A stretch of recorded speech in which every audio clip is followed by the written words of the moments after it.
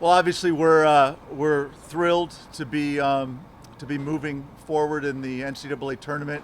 Um, it was you got to give Colorado a ton of credit because it was a really competitive game. I think that you can look at the way that they finished their season. Their backs were up against the wall several weeks ago, and the way that they finished with going on the road and then going undefeated in their last 4 games. We knew that they were really dangerous. James is their big striker up front. To be able to hold her scoreless was a big ask for our defense, and I couldn't be prouder of our goalkeeper and our back four, but really the whole team, the way that we were able to defend as a unit. And for us to be able to get the goal, the goal was a fortunate one, but the goal came from hard work. And I said to Mia as we were walking into for halftime that good things come to people who work hard, and you would never accuse Mia Pante of not being a hard worker.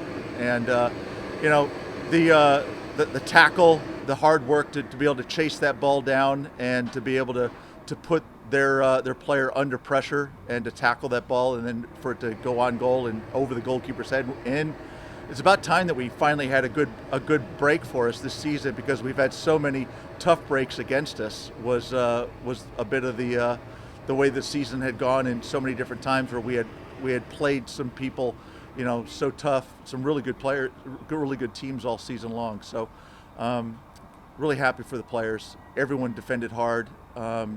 The way that our program has come along, the way this team has developed over the last 3 months has been tremendous. And here we are now, the team that we opened the season against here at Ellis. Now we go to their home, and they're clearly the best team in the country, the number 1 seed in the tournament. We have our work cut out for us. We'll enjoy this. We'll enjoy what was a big win here at home to close out our portion of the year here at Ellis Field, and before we go to Tallahassee and celebrate this with our players and with our fans. All right, questions for the student athletes? Mia, if you could walk us through the goal, what was your perspective on it, and when did you think it had a chance? Honestly, it's all a blur because I just put my head down and just tried to pressure the ball. I think Coach G said it perfectly. I was just out there trying to help us work hard, and it's about time we get some luck, and I don't even know what happened. I kind of fell, and I just saw it float into the back of the net, and then, it was amazing. Was it a concerted effort to try to block, or was it just kind of you got your body in front and it? I was definitely running to just try and you could tell she was winding up to just dump it back on our back line, so I was just running up to try and get my foot in front of it to not let them dump it back on top of us. If you have a spot kick from there, how many times do you drop it in just like that? If you had to just kick it in?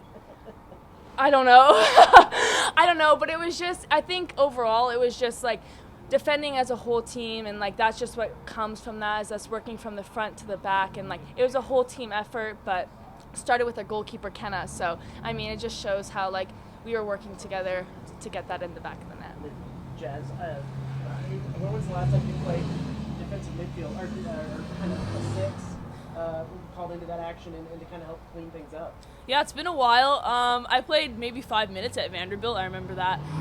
But yeah, it's been a while. But the instincts just kicked back in, and I think it felt natural. So yeah, I just needed to do what I needed to. She played that role when she was at Arizona State. Okay. Yeah, and what you had a couple of clearances there at the end. Is there one that stood out as one that really kind of got you fired up? Or I think the one in the last minute, I think the girl tried to play out wide, and I just kind of stuck my foot out, kind of slide tackled it. Yeah, so that one felt really good, just to get your foot through it and clear the ball last seconds of the game. So yeah. When you get to this part of the season, is it? Put me in anywhere and just to get the job done, kind of. Yeah, for sure. Wherever the team needs me, that's where I'm going to be. And defense wins championships, so it really showed today. And yeah, we're here. We're here to mess up everyone's bracket, as G said. Yeah, talking about the team's mentality going into the game today. I think the mentality was great. We know what we needed to do. We needed to just finish the job and win. And I think it was a whole team effort. You could see it out there. Everyone was giving 100%, and it paid off. So yeah, it was good. One of the things,